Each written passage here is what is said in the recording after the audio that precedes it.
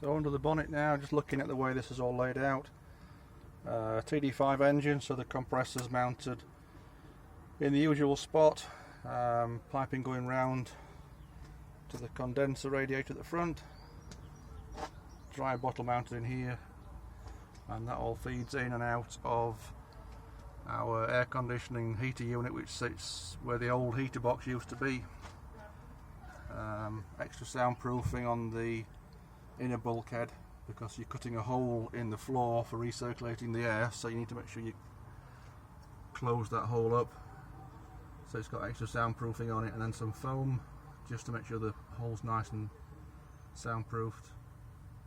There's a dial on the side of the box there for winter use, so you can dial it down and run aircon and heat together for dehumidifying the air, which means you don't have to fog your windows up.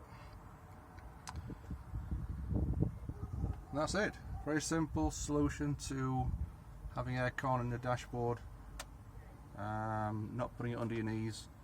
It doesn't foul the inner space at all, doesn't foul the footwell area, so you're not compromising legroom. And it also upgrades the heater at the same time. That's a bigger heater with a bigger fan and aircon inside. So that's the engine side. I'll just show you where it actually draws the air up from.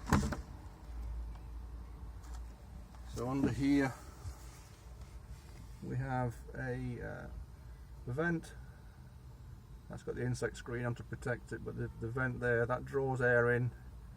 So internal air is drawn in through there, passes through the core, either heater or aircon, whichever you're using at the time, and then blows it back into the cabin using the normal hole in the bulkhead.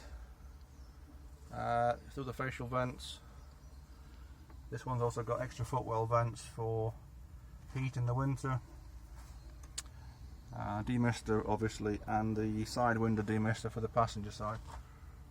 And the whole thing works really well. It's a very tidy way of putting aircon and heat into a Defender without having to foul the legroom. Normally the box would go under here, which compromises legroom, and then the actual underslung unit sits on the bottom side of the dash, and also